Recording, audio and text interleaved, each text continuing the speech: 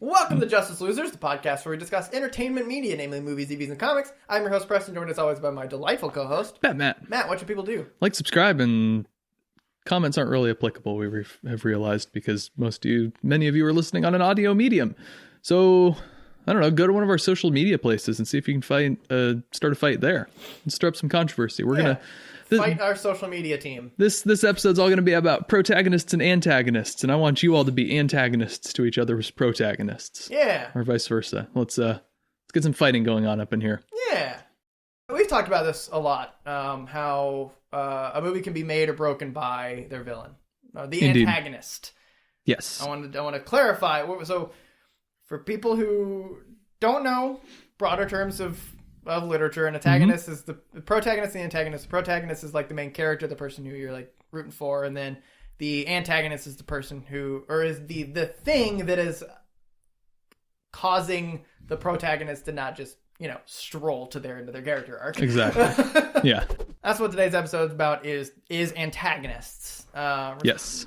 Specifically to their relation to the protagonist, because that's something that I think portrays, or that I think captures the best antagonist, is when you are able to draw lines between the two. I have a number of categories of an antagonist.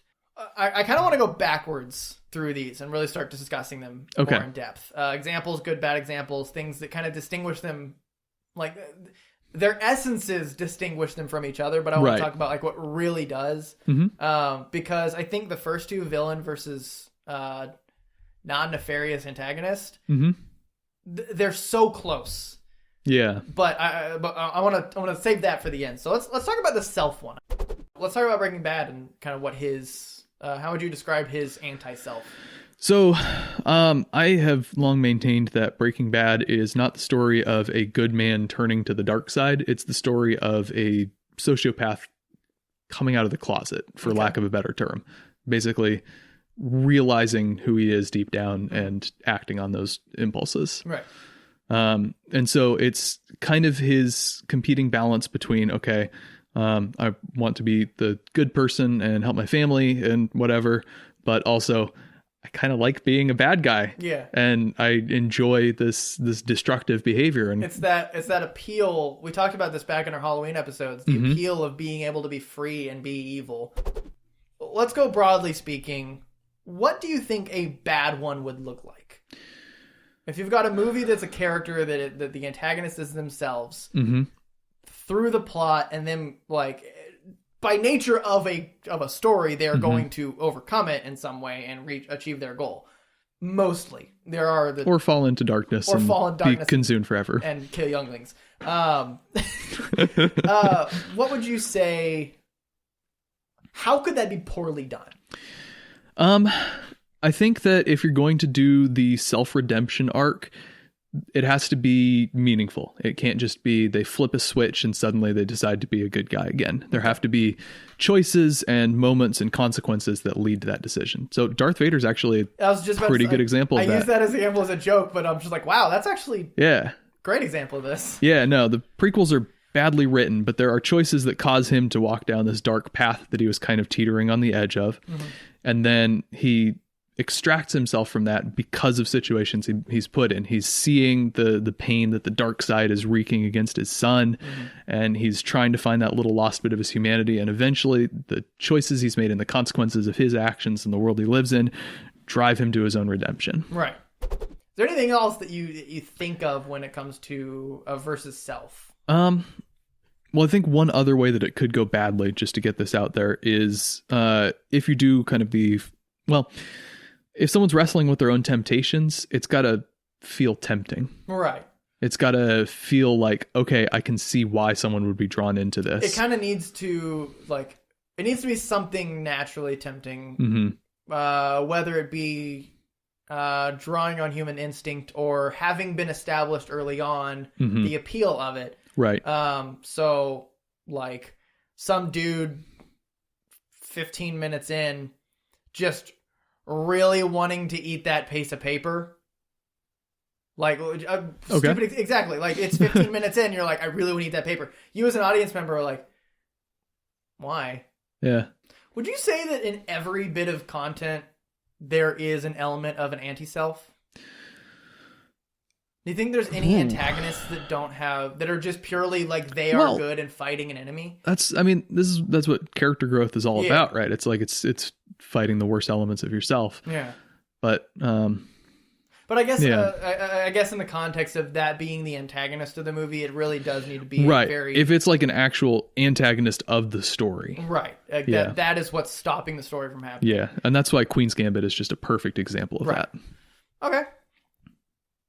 All right. Satisfied with that one. Let's go backward one more to environment. Okay.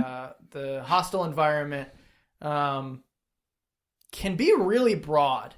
Yeah. It can be literal weather. It can be the actual environment. Yep. It can be hordes of zombies. Mm-hmm. And it could be an office setting.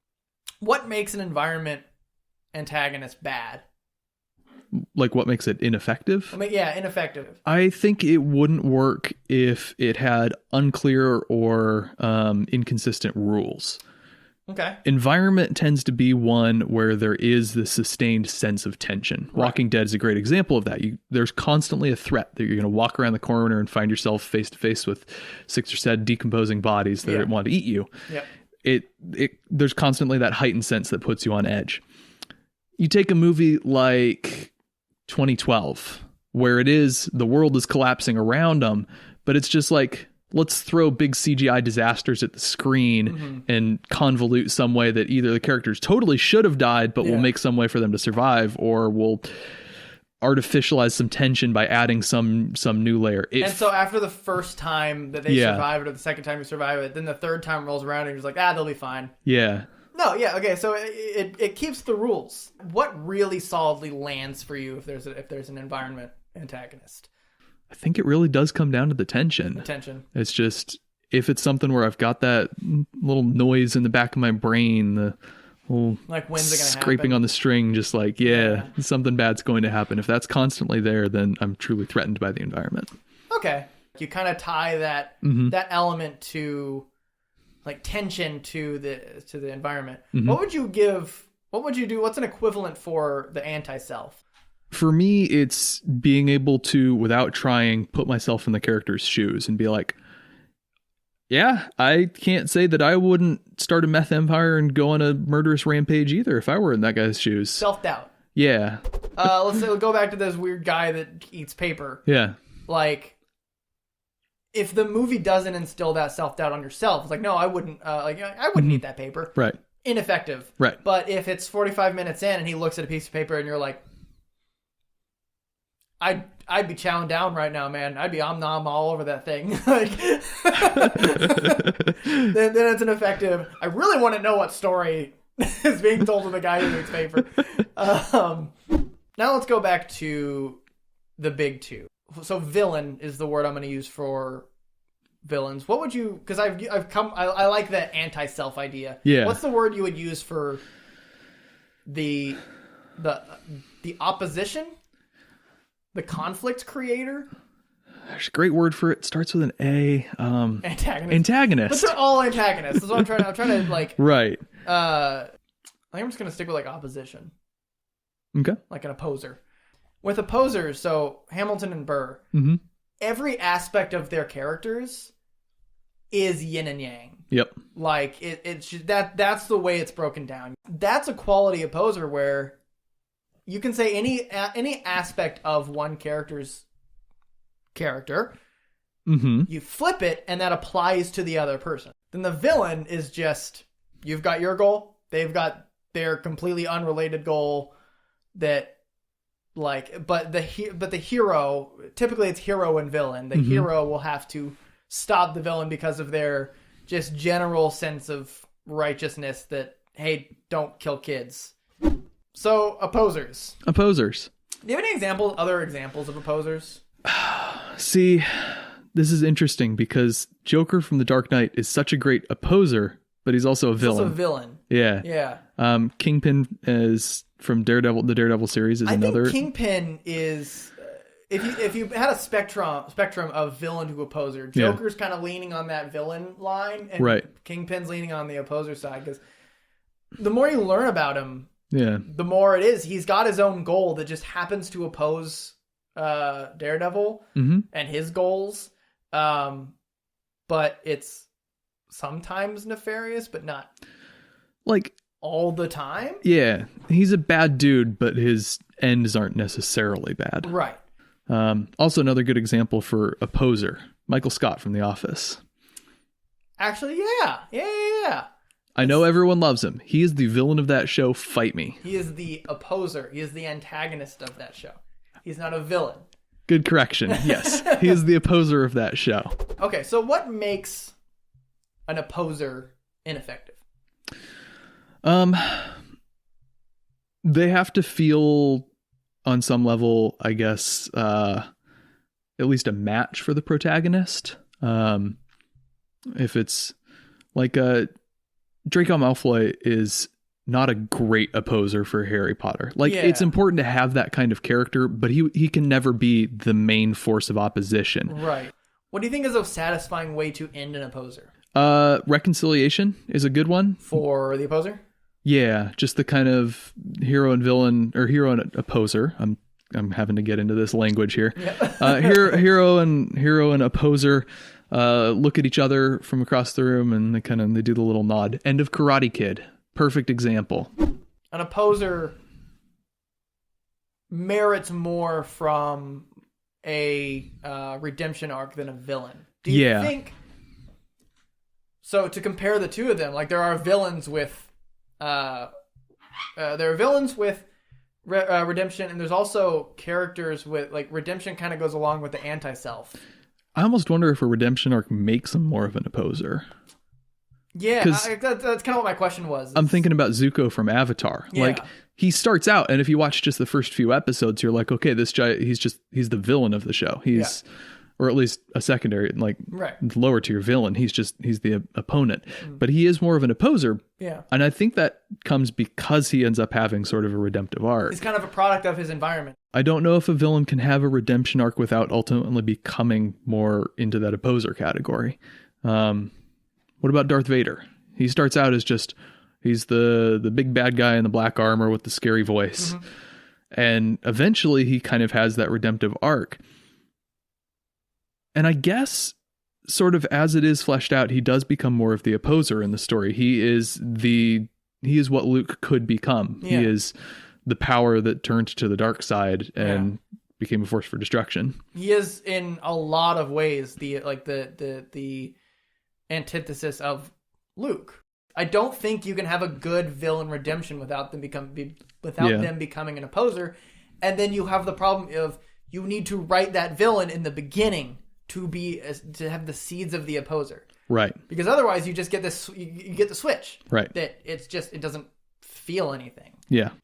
To conclude opposer, what do you think, what's kind of that one word that you would apply to an opposer? Like to a well-written opposer?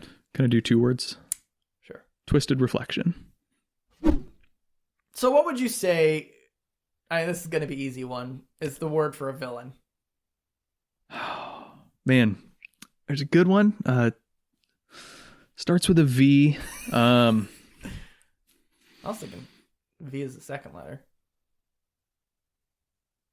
Evil. There you go. I think it's just a villain is just inherently bad. Yeah, or if not bad, at least in direct opposition to the protagonist.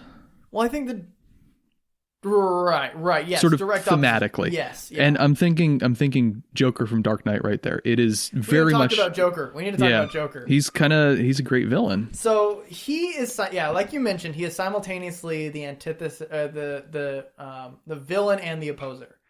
Yeah, he's very much a villain. Much a villain. But it just, when you think about it, so this is where the episode's seeded from. Mm-hmm. Is talking about good antagonists and how they're the antithesis of the hero. And I think the problem with the episode is that seedling fits into one of the 4 categories. That is the opposer, is the antithesis. Right. But I think a good villain is someone who has opposer traits, but not sort of the arc necessarily. Right. Yeah. So I think the only difference is their goal. I think the redemption often takes someone from pure villain territory where they do have an evil, nefarious goal and they're bad and they're loving it. Read Darth Vader. Yeah. And then they grow into someone who's more of an opposer where they either redeem themselves into just a straight up good guy, or they redeem themselves into someone who has kind of their own goals and they're just kind of going to do their own thing and they're going to understand and mutually respect the protagonist, maybe Punisher from Daredevil 2. A redeemable villain has about 3 intermediary steps between current and redemption. Yeah. Meanwhile, an opposer can make a pretty much straight shot. What's your favorite of those 4 categories? I think personally, I like environment the best. Okay.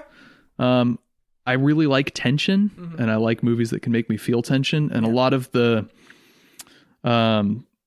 movies that I really like, Quiet Place, Dunkirk, even Children of Men to some extent, are more of environment than actual antagonists per se. I like opposers just because I like that character. I like being able to redeem. You're a character guy. I am a character guy. I've got bad character. You're a character. I am a character. Shall we? Oh, wait. Thesis. Thesis me. A good antagonist complements the hero well. The environment makes the audience tense. The anti-self makes the audience have self-doubt. The opposer makes the audience question which side they should be on, and the villain makes the audience fear the opposite side. I hated all of those. I think that's our thesis. Okay, I think that's a good thesis. Hey guys, Preston here. Thanks for watching. Hope you enjoyed it. If you liked what you saw here, make sure to subscribe and hit the bell so you know when we upload these every Thursday. If you want to hear more, we have an unabridged version on Spotify, SoundCloud, iTunes, and any other podcast app. Check us out on Instagram at JusticeLosersPod. See you next week.